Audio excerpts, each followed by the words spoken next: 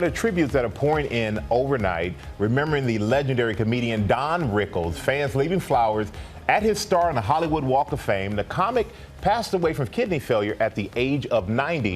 And ABC's Chris Connolly tells us Rickles was far from the abrasive personality he played on stage. From all corners, the tributes flying in on social media for a revered legend of stand-up comedy. Always funny and always unafraid.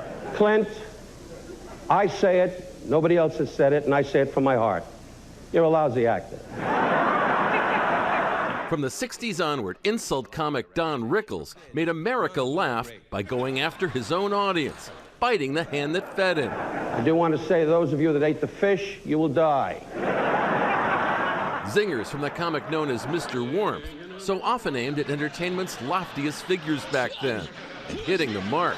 Look right in there and let America know you're a millionaire and you don't need them. Right. Especially when it came to Johnny Carson, host of The Tonight Show. Did I say something since I've seen you? Please don't. Gotten so old. Internet trolls and social media snark had nothing on vintage Rickles. Marty, when we see all the films you did, none of them were great.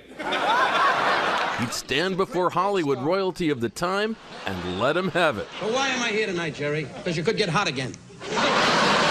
He'd even take on Frank Sinatra. Make that especially Frank Sinatra. Frank, may I say publicly to you, is the bomb of the year. It's all over, Frank. I know you don't like to hear that. It's gone.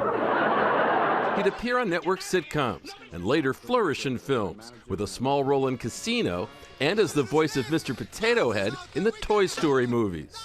Toss him overboard! His caustic comic style would influence multiple generations of funny people, like Tina Fey and Amy Poehler, who would pay tribute to the 88-year-old Rickles in the manner he would appreciate most.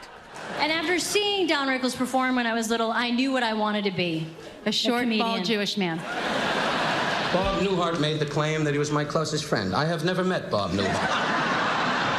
They were close friends. Newhart and wife Ginny releasing a heartfelt statement hours after Rickles died of kidney failure at the age of 90, calling Rickles one of the kindest, caring, and most sensitive human beings. I have based my whole humor on laughing at bigotry. I laugh at Will Chamberlain, ha ha ha ha ha. But if you don't laugh back, it's not funny. For Good Morning America, Chris Connolly, ABC News, Los Angeles.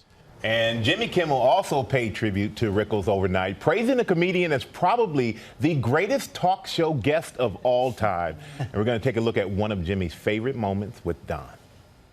I exaggerate life and make fun of ourselves as I make fun of you, you know. Thank you. You should be proud, because if I didn't like you, I wouldn't make fun of you. But as I look at you now, you got to get a nose job.